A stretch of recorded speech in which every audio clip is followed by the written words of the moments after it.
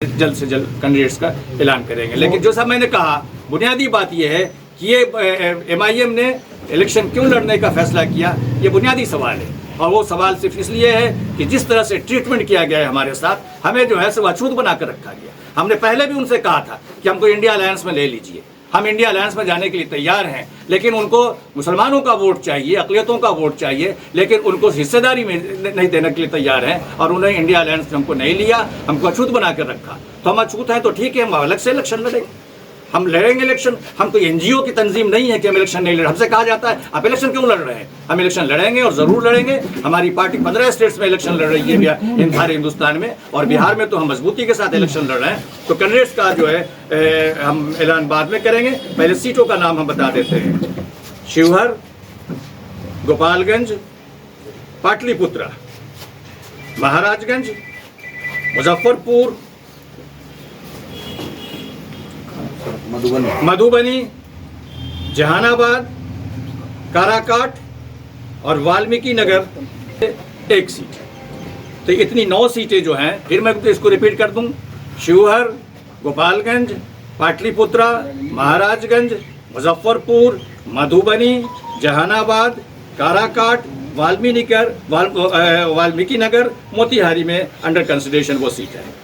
एक बार से हम अभी कैंडिडेट का ऐलान कर रहे हैं, जो फाइनल हमारे राष्ट्रीय अध्यक्ष बैरिस्टर असदुद्दीन ओवैसी साहब ने फाइनल कर दिया है। राणा रंजीत सिंह को हम लोग शिवहर से कैंडिडेट फाइनल कर दिया है। बाकी सीटों पर जो है हमारे कैंडिडेट मौजूद हैं, उनका जल्द ही 1-2 दिन में या 3 दिन में हम ऐलान करेंगे। बड़ा ख़राब तजुर्बा हुआ, ख़ास तौर पर बहुत दुख भी हुआ कि जब इलेक्शन के दिन लालू जी का वीडियो जारी हुआ और उस वीडियो में जारी करके लालू जी ने ये कहा कि किशनगंज की सीट से आप डॉक्टर जावेद को वोट कीजिए। इसका मतलब ये हुआ कि लालू जी ये कहना चाह रहे हैं कि आप किशनगंज से अख्तुल ईमान को हरा दीजिए। आप जानते हैं कि लालू जी से एक संपर्क रहा है अख्तुल ईमान साहब का, 3-3 बार उनके MLA रहे हैं, इसलिए थोड़ी बहुत तो हमदर्दी और दिलचस्पी होनी चाहिए थी। लेकिन जब लालू जी ने आकर ये कहा कि आप अख्तुल ईमान को किशनगंज से हराइए, तो हम लोगों को बहुत दुख हुआ।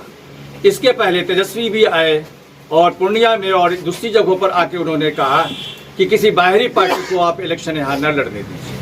पार्टी ने जो निर्णय लिया है उसमें हमारा भी सहमत है और सही फैसला लिया है। जिन लोगों ने भी हमारे सदर अख्तर साहब को हराने का कोशिश किया, उन लोगों के खिलाफ भी हम लोग जहाँ जहाँ लड़ने का है लड़ेंगे।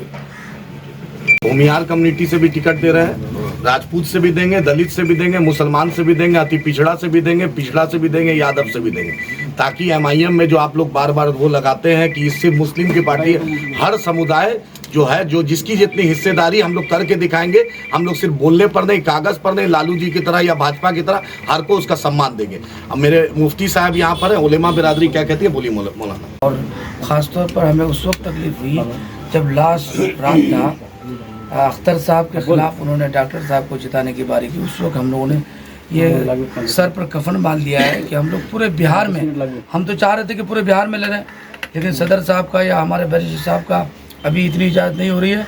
जिन जिन जगहों पर हम लोगों ने ऐलान किया, हम लोग तन मन धन से हम लोग उतरेंगे और हम वहाँ के उलमा से, वहाँ के माइनॉरिटी के लोगों से, दलितों से, सबसे हम अपील करते हैं कि बिल्कुल जमकर आइए, हम लोग मुकाबला करेंगे।